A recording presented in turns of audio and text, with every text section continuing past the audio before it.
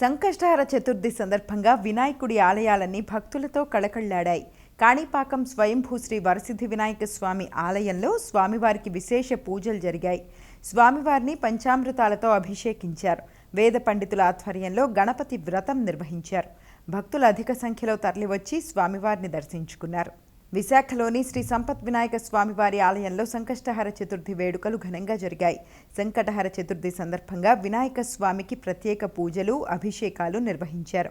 అనంతరం స్వామివారిని గరికతో అర్చించారు.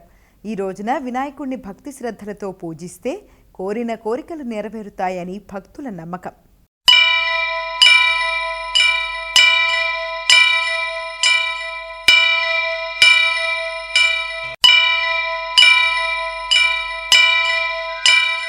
विकटोत्कट सुंदर दंति मुखं भुजगेन्द्र सुसर्पगदाभरणम् गजनील गजेन्द्र गणाधिपतिं प्रणतोऽस्मि विनायक हस्तिमुखम्